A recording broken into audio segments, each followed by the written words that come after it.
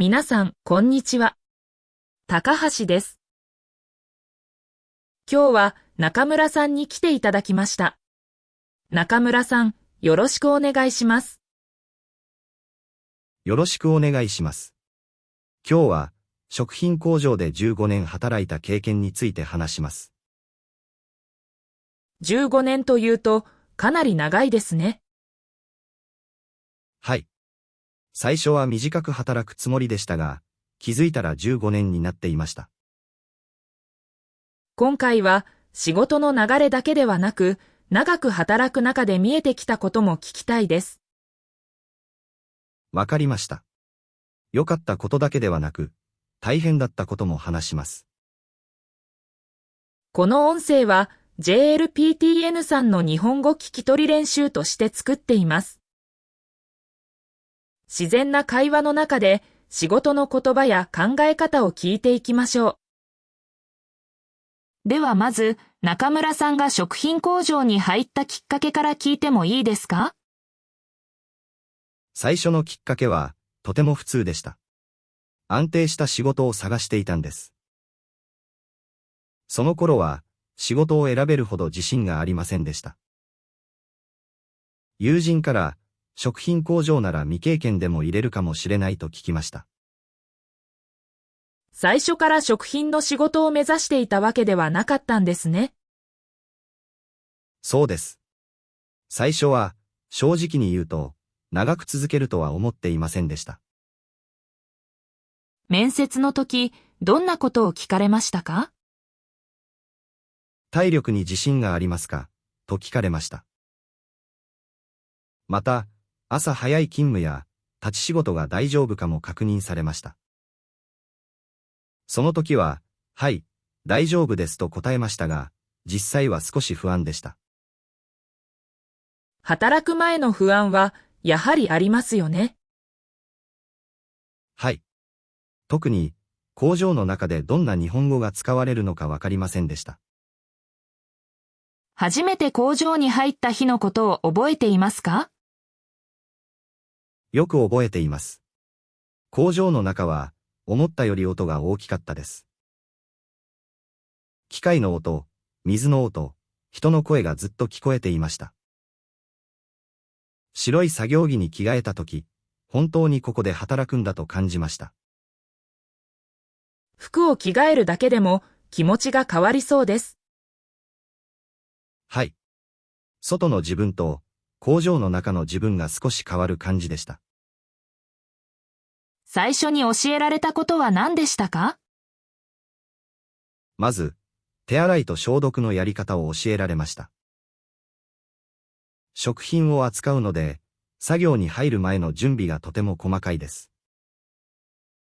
髪の毛や小さなゴミが入らないように、何度も確認しました。食品工場では、作る前から大事な仕事が始まっているんですね。その通りです。最初は、作る作業だけが仕事だと思っていました。でも、本当は準備と確認が仕事の半分ぐらいあります。新人の頃、一番大変だったことは何ですか？一番大変だったのは、指示を聞き取ることでした。先輩の言葉は短くて、しかも工場の音で聞こえにくかったです。例えば、これを先に流して、あれは後で確認して、という感じです。短い言葉ほど場面がわからないと難しいですね。本当にそうです。単語の意味だけ分かっても、すぐには動けません。わからないときはどうしていましたか？最初は、聞き返すのが恥ずかしかったです。でも、分かったふりをすると、もっと大きなミスになります。だから、もう一度お願いします。というようにしました。確認する勇気も仕事の力ですね。はい。15年経った今でも、わからないときは必ず確認します。食品工場の一日はどんな流れでしたか？朝はまず、作業着に着替えて、手を洗います。その後、朝礼でその日の予定や注意点を聞きます。生産する量や材料の変更があるかを確認します。朝礼で聞く情報が、その日の仕事に直接つながるんですね。はい。そこで聞き逃すと、後で困ることがあります。朝礼の後は、すぐに作業に入りますか？はい。担当の場所に行って、機械や道具を確認します。材料の名前や量も、もう一度見ます。この確認を急ぐと、後でミスが出やすくなります。急ぐときほど、確認が大切なんですね。はい。速さだけを考えると、仕事の流れが逆に悪くなります。15年の中で仕事の見方は変わりましたか？大きく変わりました。最初は、自分の作業だけで精一杯でした。でも、少しずつ前後の作業も見るようになりました。自分の作業が遅れると、次の人の作業も遅れます。一つの作業が全体につながっているんですね。はい。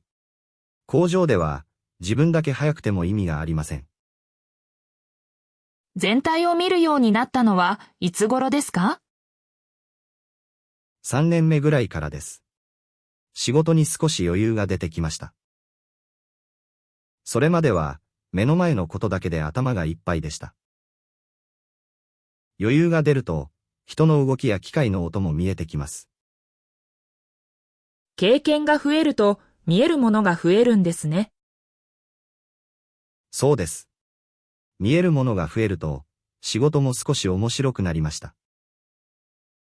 食品工場ではどんなミスが起こりやすいですか？多いのは、材料の見間違い、数の確認ミス、置く場所の間違いです。どれも小さく見えますが、後で大きな問題になります。特に食品では、安全と品質に関係します。食品だからこそ小さいミスも軽く見られないんですね。その通りです。お客様の口に入るものだと考える必要があります。ミスを減らすために何をしていましたか？一つは、声に出して確認することです。材料名、数、時間を目だけではなく声でも確認します。声に出すと、自分でも間違いに気づきやすくなります。声に出す確認は聞き取り練習にもなりそうです。はい。工場の中では、短い確認の言葉を本当によく使います。15年働く中で一番印象に残っている出来事は何ですか？ある日、大きな注文が急に入ったことがあります。予定より多く作らなければならなくなり、現場はかなり忙しくなりました。その時、みんなが自分の担当だけでなく、周りも見て動きました。忙しい時にチームの力が出たんですね。はい。あの日は、長く働いてきた人たちの経験がよく見えました。具体的にはどんな動きがありましたか？ある人は材料を早めに準備し、ある人は箱を先に出しました。別の人は、まだ困っている人がいないか見ていました。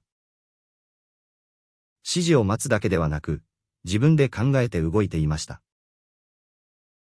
それは15年の経験があるからできることですね。はい。経験は、早く動くことだけではありません。早く気づくことでもあります。逆に長く働いても難しいことはありますか？あります。人に教えることは、今でも難しいです。自分がわかっていることでも、言葉にすると簡単ではありません。新人に説明するときは、なるべく短く、わかりやすく言うようにしています。教える側にも言葉の力が必要なんですね。本当にそうです。怒るだけでは、人は育ちません。新人に対して特に気をつけていることは何ですか？まず、なぜその作業が必要なのかを伝えるようにしています。ただ、やってくださいというだけでは、意味が伝わりにくいです。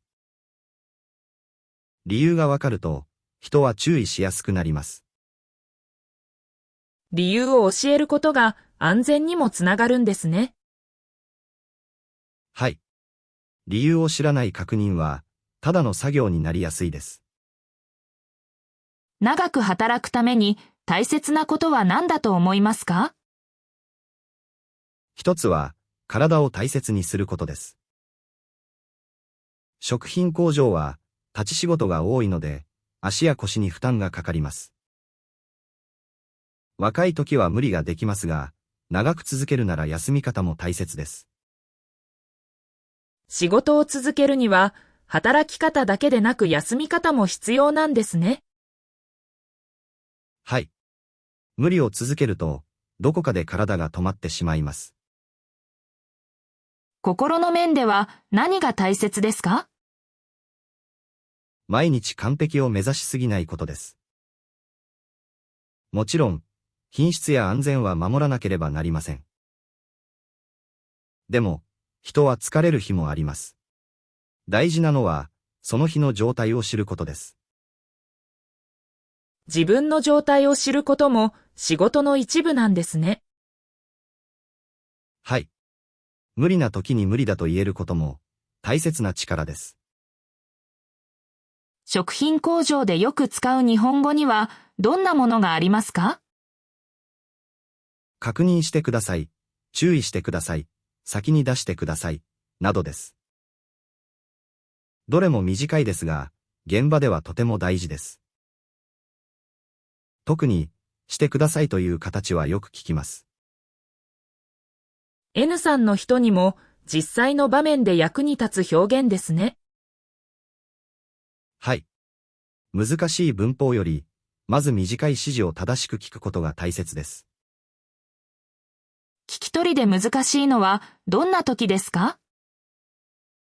機械の音が大きい時です。声がはっきり聞こえません。また、相手が急いでいる時は、言葉が短くなります。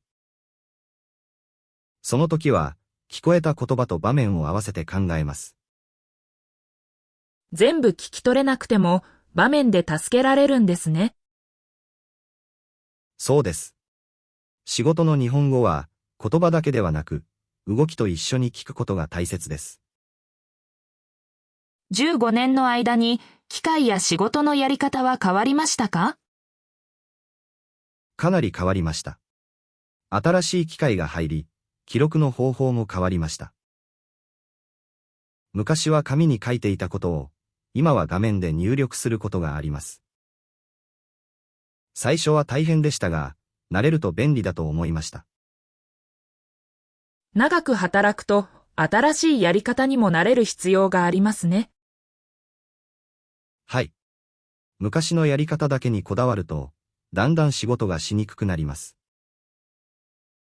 変化に慣れるために何をしましたか？わからないことを若い人にも聞くようにしました。長く働いているからといって、全部知っているわけではありません。新しいことは、年齢に関係なく学ぶ必要があります。それはとても大切な考え方ですね。はい。教えることもありますが、教えてもらうこともあります。人間関係で大切だと思うことは何ですか？挨拶と短い報告です。おはようございます。お願いします。お疲れ様です。こういう言葉は毎日使います。短いですが、職場の空気を作る言葉です。挨拶は仕事を始める合図にもなりますね。はい。朝の挨拶があると、今日も始まるなと感じます。報告ではどんなことを伝えますか？作業が終わったこと、材料が少なくなったこと、機械の音が少し変なことです。小さいことでも、早めに伝えるようにしています。早く伝えれば、大きな問題になる前に対応できます。報告は問題を小さいうちに止めるためなんですね。はい。報告しないことが、一番危ない時もあります。15年働いて仕事への考え方はどう変わりましたか？最初は、給料をもらうために働いていました。もちろん、それは今でも大切です。生活がありますから。でも今は、自分の仕事が誰かの食事につながっていると感じています。食品の仕事だからこそ、その気持ちは強そうです。はい。スーパーで商品を見ると、自分たちの仕事の先に人がいるとわかります。やりがいを感じるのはどんな時ですか？問題なく一日の生産が終わった時です。大きなことではありませんが、毎日安全に終わることは簡単ではありません。その積み重ねが15年になったと思います。毎日の小さい積み重ねが長い経験になるんですね。そうです。特別な一日より、普通の日を守ることが大切でした。仕事を辞めたいと思ったことはありますか？あります。特に、体が疲れて、ミスも続いた時です。その時は、自分には向いていないのかもしれないと思いました。でも、先輩が、休んでから考えた方がいいと言ってくれました。疲れている時の判断は難しいですね。はい。疲れている時は、全部悪く見えてしまうことがあります。その後、どうやって続けられましたか？一人で考えすぎないようにしました。困った時は、信頼できる人に話しました。話すだけで、気持ちが少し軽くなることもあります。長く働くには相談できる相手も大切なんですね。本当にそうです。強い人というより、相談できる人の方が長く続くと思います。新人に教えるとき、よく使う言葉はありますか？焦らなくていいです。でも確認はしてください。という言葉です。新人は早く覚えようとして、逆にミスをすることがあります。だから、速さより正確さを先に覚えてほしいです。早くするのは正確にできるようになってからですね。はい。正確な作業を続けると、自然に速くなります。教えるときに言い方で気をつけることはありますか？あります。人の前で強く注意しすぎないことです。必要な注意はしますが、相手が聞ける言い方を選びます。言い方一つで、その人のやる気が変わることもあります。長く働く中で人への伝え方も学んだんですね。はい。仕事は作業だけではなく、人との関係でもあります。品質管理についても聞きたいです。どんな確認がありますか？形、重さ、温度、時間などを確認します。決められた基準から外れていないかを見るんです。見た目だけではなく、記録も大切です。記録することで後から確認できるんですね。はい。問題が起きたとき、記録がないと原因を探しにくくなります。記録を書くとき、気をつけることは何ですか？数字をはっきり書くことです。また、大体ではなく、決められた形で書きます。読む人が迷わない記録にすることが大切です。記録も次の人への連絡なんですね。その通りです。書く仕事も現場の仕事の一部です。安全について特に覚えていることはありますか？あります。慣れた作業ほど事故が起きやすいということです。初めての作業ではみんな慎重になります。でも慣れると確認を飛ばしてしまうことがあります。慣れは力にもなりますが、危険にもなるんですね。はい。だから、慣れた時ほど基本に戻ることが大切です。基本に戻るとは、具体的に何をすることですか？手順を守ること、声を出して確認すること、急ぎすぎないことです。簡単に見えることを、簡単に扱わないことです。15年経っても、この考え方は変わりません。長く働いた人ほど、基本を大切にするんですね。はい。基本を軽く見たときに、ミスが起きやすいです。食品工場で働いて、生活は変わりましたか？変わりました。食べ物を見るとき、前より考えるようになりました。この商品は、どんな人が作ったのかなと思います。一つの商品には、たくさんの確認と人の手があります。見えない仕事が見えるようになったんですね。はい。スーパーで商品を見るときも、工場のことを思い出します。家で料理をするときも何か変わりましたか？変わりました。手を洗うことや、道具を分けることを前より気にします。仕事で覚えたことが、生活にも入ってきました。食品を大切にする気持ちも強くなりました。仕事の経験が生活の考え方にもつながるんですね。そうです。15年の仕事は、ただの仕事ではありませんでした。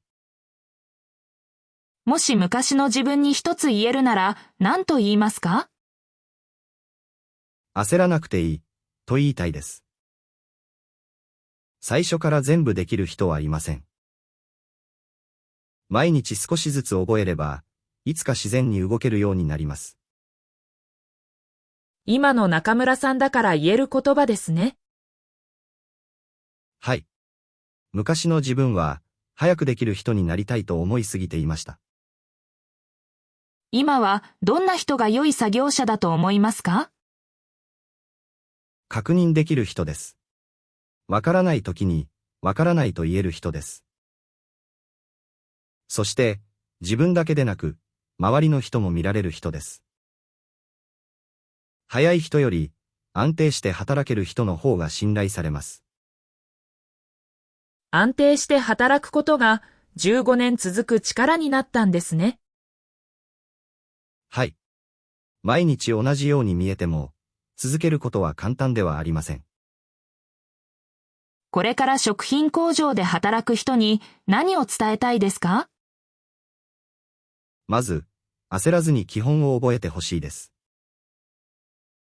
今日は食品工場で15年働いた経験について聞きました。最初の不安、作業の流れ、確認の大切さ、人に教える難しさまで話していただきました。15年働いても、基本を大切にする気持ちは変わりません。むしろ、長く働くほど、基本の大切さがわかるようになりました。もう一度聞くときは、確認、報告、安全、基本という言葉に注目してみてください。また、中村さんがどう考え方を変えていったのかにも注目すると、内容がわかりやすくなります。仕事の日本語は難しいですが、場面と一緒に聞くと少しずつ慣れていきます。疲れたときは、短い部分だけでも聞き直してみてください。今日のポッドキャストを最後まで聞いてくださってありがとうございました。それでは次の日本語の時間でまた会いましょう。